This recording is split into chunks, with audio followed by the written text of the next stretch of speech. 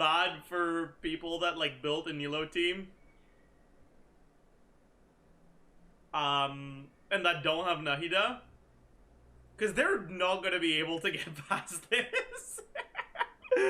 Alright everyone, so a couple of things that Jeff does not understand is that the Hydro Ring that Nilou makes is a very good shredder of the little skulls that the Wolflord makes, and that means your clearing times can actually be a lot faster, and this is what I'm going to claim. You don't need Nahida, you don't need Nilou's best in slot weapon, and you can do this at C0 with a relatively low investment team, and of course we'll do this twice in this video because once is not enough to prove a point, but I do think after 2 times you'll kind of get it.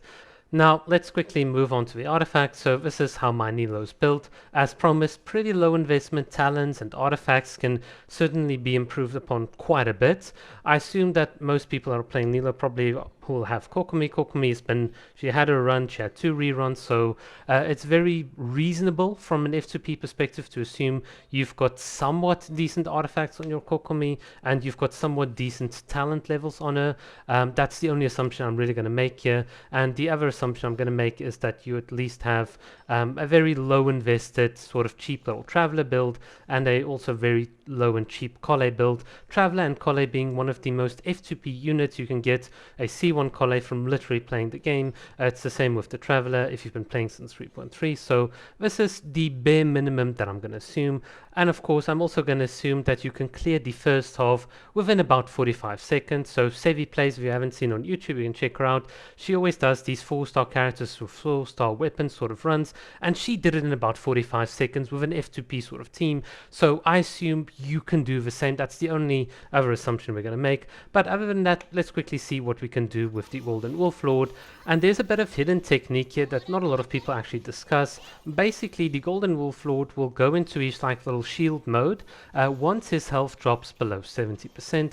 That means we're going to sort of take the fight in 2 stages. So the first stage is going to be to try and reduce his health to just being above that 70% threshold, and then the next phase is going to be waiting for him to come back down again and then take his health below 50%. But in that process we'll charge our elemental burst and all of our other abilities so that we can then clear him out in the final stage. So this would be kind of my advice. If you cannot take out his health like when he drops down below more than 50%, then you can use this sort of 2-stage like approach, and this will certainly help you quite a bit in terms of taking care of him.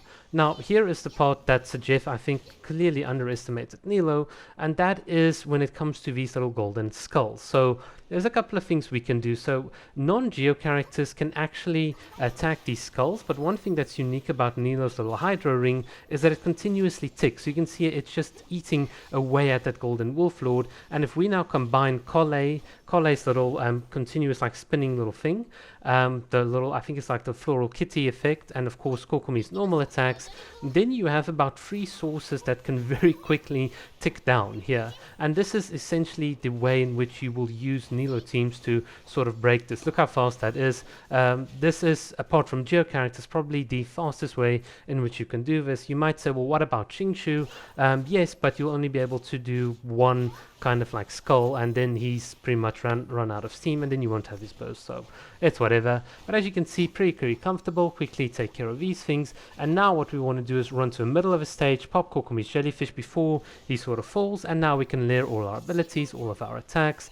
And this is the thing, if the further you can take his health away in that second stage, the easier of a time you will have at this point. But it certainly is very much doable, and as you can see here, we're just sort of taking him down, and it's going to be game set match.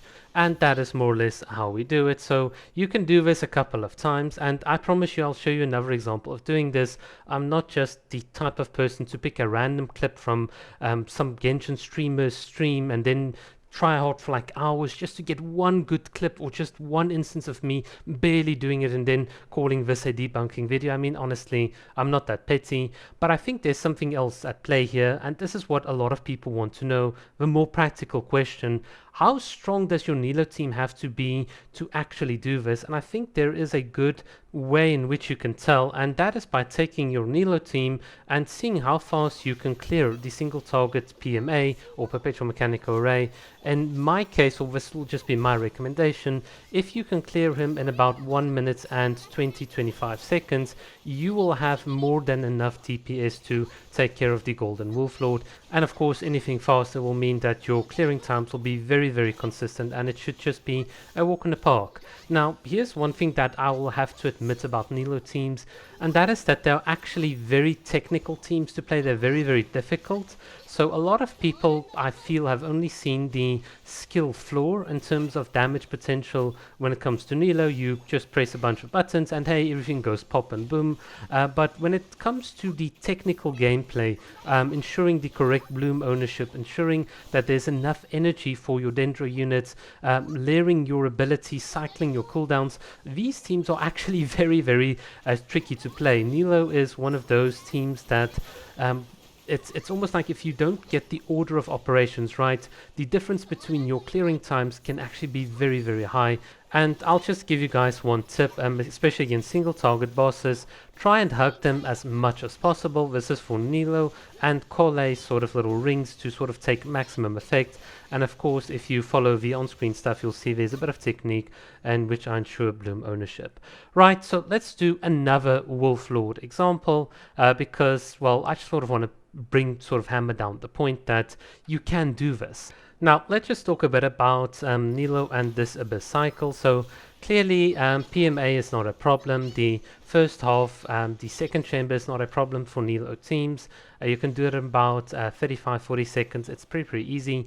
And of course, the big problem on the first halves is actually the little big chicken because it's got like dendro resistance.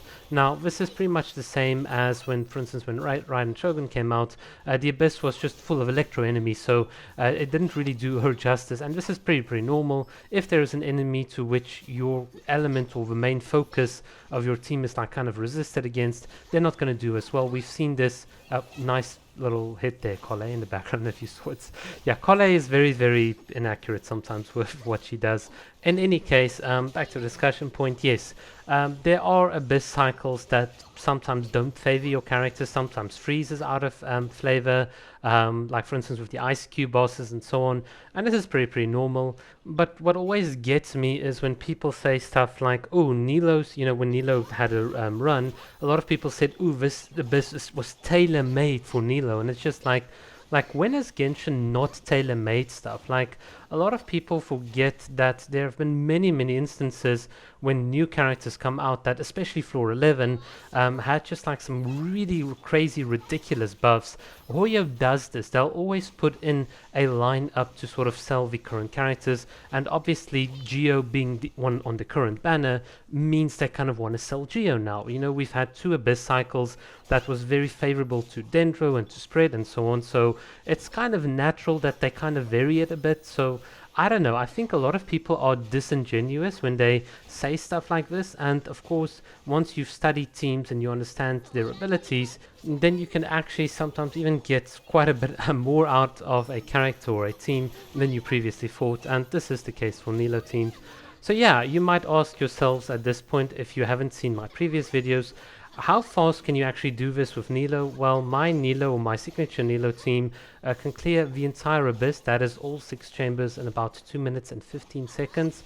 On this account, it's obviously like way slower. I don't have Nahida, I don't have a best installed weapon on this account, so it's just going to be whatever, but it's to almost sort of show you what happens at the lowest sort of end, and that if you just minimally invest, then, well, hey, you can still get some pretty decent results.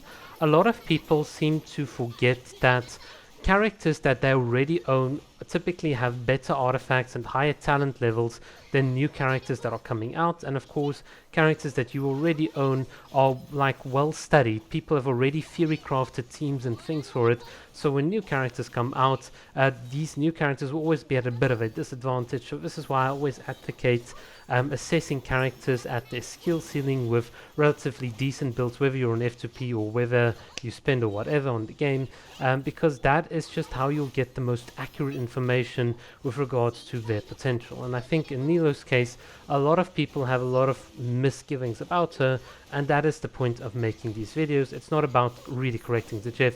I really don't care who says what. It's about hopefully teaching you guys something new, and that's all that I'm really interested in. Thanks for watching. Cheers.